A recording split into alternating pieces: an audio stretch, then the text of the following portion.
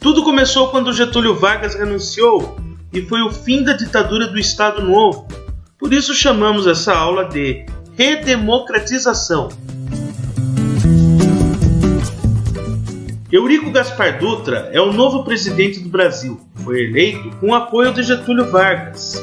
Foi criada uma nova Constituição para o Brasil em 1946.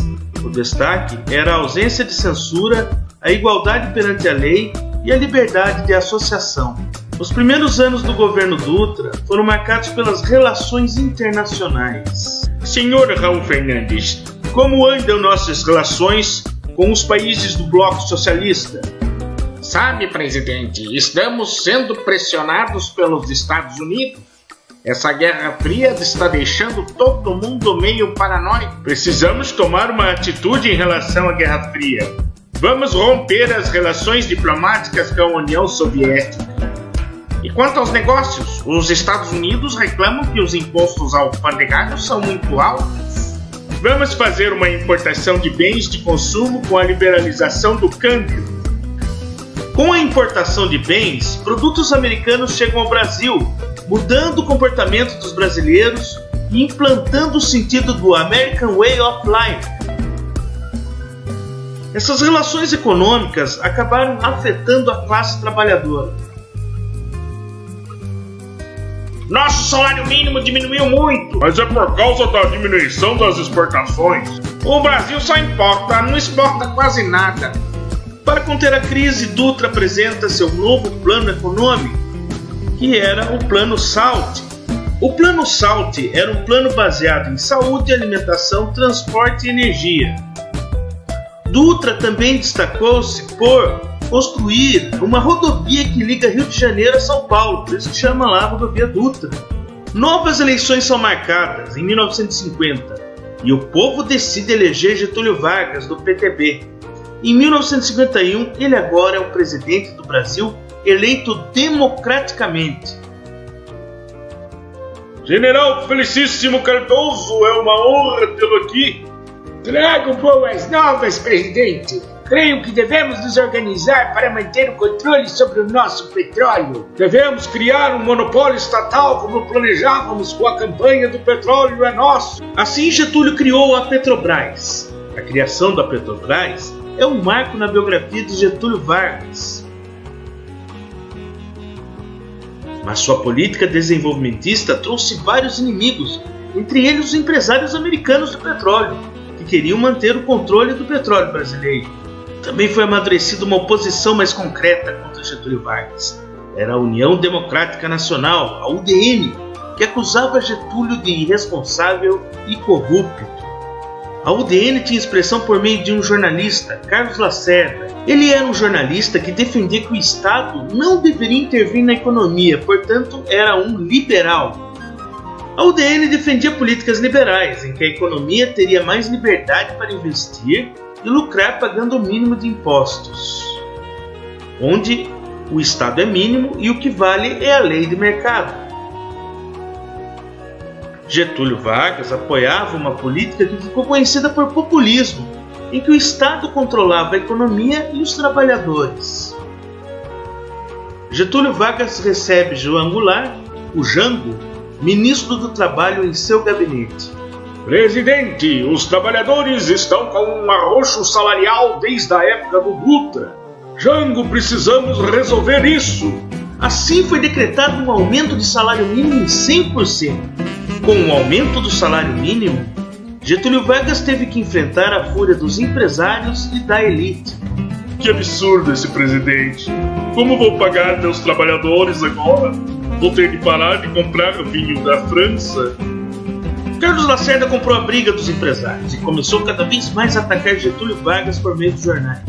Suas críticas eram cruéis e incitavam os leitores a derrubar o governo de Vargas. Eu odeio Getúlio Vargas. Getúlio Vargas recebe seu segurança pessoal, Gregório Fortunato. Acontece um atentado contra Lacerda e acaba assassinando o Major Rubens Vaz. Lacerda escapa do atentado. A polícia investiga o atentado e descobre que ele havia sido realizado por Gregório Fortunato, segurança de Getúlio Vargas.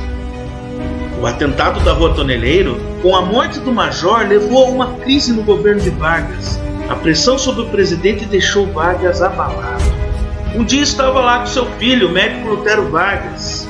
Filho, onde fica mesmo o nosso coração? E que conversa é essa, pai? À noite do dia 23 de agosto, Vargas e seus ministros recebem um manifesto de generais pedindo a renúncia imediata de Getúlio Vargas. Queremos que renuncie imediatamente. Eu aceito tirar uma licença. Caso contrário, só sairei daqui morto. Ministro Tancredo Neves, a situação é emergencial. Não podemos admitir que ele continue presidente.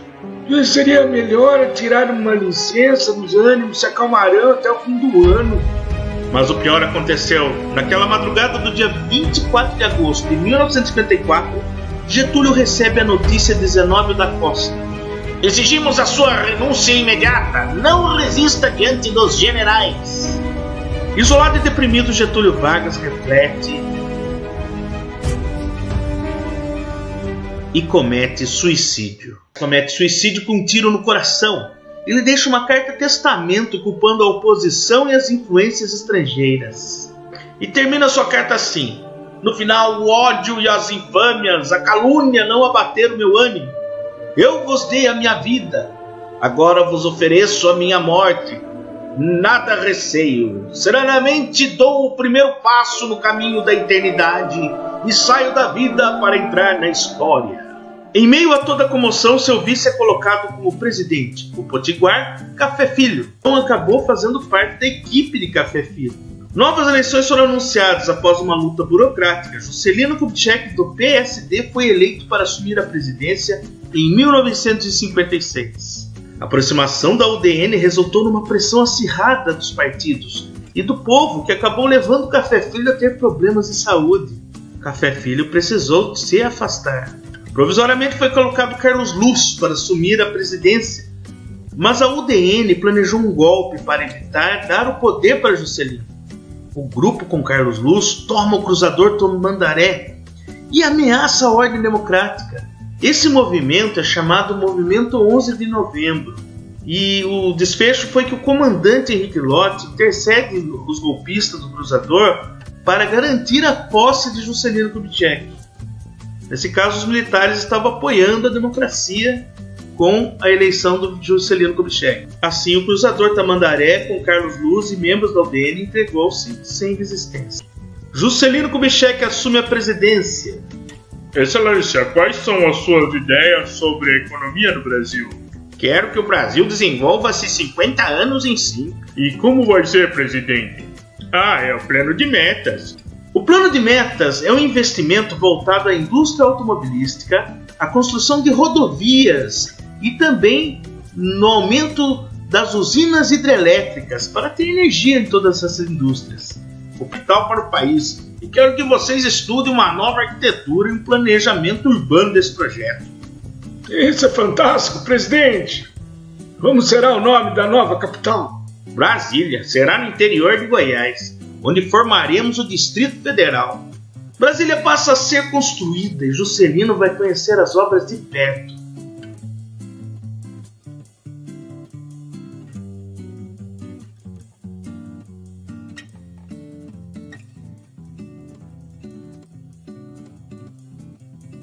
Para construir a capital, Juscelino levou a Brasília os candangos, que eram trabalhadores de várias regiões do Brasil. A maioria veio da região Nordeste. Vocês vieram de que lugar? Eu vim da Bahia. Eu vim do Rio Grande do Norte. Em meio à construção de Brasília, o presidente se instalava num espaço chamado Catetinho. Ali ele recebeu o Oscar Niemeyer e Lúcio Costa. As obras estão muito avançadas, vejo que vocês foram muito criativos. Sim, nosso planejamento é bem inovador, Juscelino. O mapa de Brasília é como se fosse um avião. No dia 21 de abril de 1960, Brasília é inaugurada. Mesmo com todo o sucesso de Juscelino, a opinião do povo era dividida. Isso fortaleceu muitos os partidos de oposição.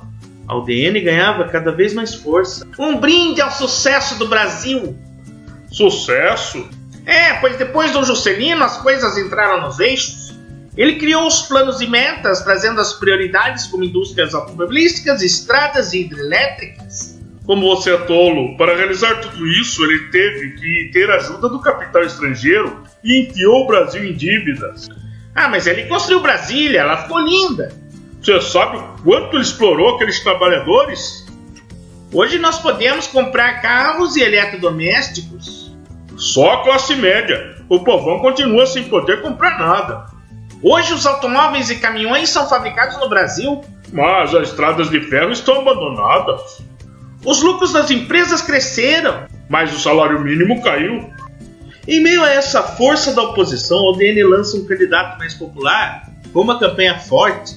Apresenta Jânio Quadros, dizendo que iria varrer a bandalheira com sua vassourinha. Comia pão com mortadela tirada do bolso do paletó, o povo adorou. Assim, Jânio Quadros foi eleito presidente do Brasil. O governo de Jânio Quadros foi marcado por uma certa inconsistência. Ele era conservador e moralista, ao mesmo tempo em que se mostrava liberal e autônomo. Seu conservadorismo foi marcado por atitudes como a proibição da briga de galo e também no uso de biquínis nas praias. Quanto à Guerra Fria, Jânio Quadros tomou algumas iniciativas diferentes nas relações internacionais. Ele procurou uma neutralidade diante da Guerra Fria e retomou relações diplomáticas com a China. Além de manter suas posições neutras, Jânio Quadros deu a Che Guevara uma alta condecoração à Ordem do Cruzeiro do Sul, o que irritou seus aliados, sobretudo os da UDN. Isolado, Jânio Quadros fica sem apoio e depois de 6 meses renuncia. Provisoriamente colocaram em seu lugar Ranieri Mazzilli, que era o presidente da Câmara. Mas pela Constituição, o novo presidente teria que ser João Goulart. A UDN, os militares e a elite não queriam dar o poder para João Goulart, pois desconfiavam de que ele fosse comunista por defender questões sociais. Mas João Goulart assumiu a presidência. O grupo de oposição está tentando impor o sistema de parlamentarismo para limitar o seu poder, Jango. Brizola, algumas pessoas nunca vão aceitar que ações para o povo é a única forma de garantir o desenvolvimento do nosso país. Essa luta ainda vai durar anos. Mas o povo vai dar a resposta sobre o parlamentarismo.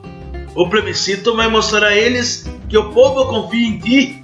O plebiscito foi feito para o povo decidir se queria o parlamentarismo ou se não queria. E assim o povo votou contra o parlamentarismo. O povo não quis o parlamentarismo. João Goulart estava com plenos poderes. Assim começou a planejar a estrutura de seu governo. Constrói o plano trienal e começa a pensar na estrutura sólida para transformar o Brasil. Para isso, ele busca novas ideias, como as de Paulo Freire. Soube que com seu método conseguiu alfabetizar 300 cortadores de cana em apenas 45 dias. Sim, Jango, a ideia foi adaptar o método de ensino baseado na realidade deles. João Goulart, animado com as novas ideias que poderiam ajudar o povo, cria o seu projeto. As chamadas reformas de base. As reformas de base consistiam em integrar reformas na área educacional, fiscal, político e agrário. Entusiasmado com a proposta de mudança, com as reformas transformadoras, ele anuncia as reformas no comício na Central do Brasil, no dia 13 de março de 1964. O analfabetismo será erradicado do país. As multinacionais terão que investir o capital no Brasil. Vamos fazer uma reforma agrária no Brasil. Você ouviu algo sobre reforma agrária? Ouvi sim. Precisamos agir. Espere, o povo vai agir primeiro. Além dos militares, os americanos também ficaram furiosos com João Goulart por querer mexer na estrutura de lucros que eles tinham com as multinacionais. A elite raivosa com as reformas de base e amedrontada com a ameaça comunista começa a pregar o fim da democracia. Intervenção militar já! A reação da classe média é formar a Marcha da Família com Deus pela Liberdade. Assim, a própria classe média reuniu-se no dia 19 de março, formando a Marcha da Família com Deus pela Liberdade, um movimento contra o comunismo e que pedia a intervenção de João Goulart. Era o que os militares precisavam para um golpe articulado com o apoio dos Estados Unidos. No dia 31 de março de 1964 ocorre um golpe militar. O senhor será deposto e exilado do país. Décadas serão necessárias para que o povo perceba esse erro. Só que não.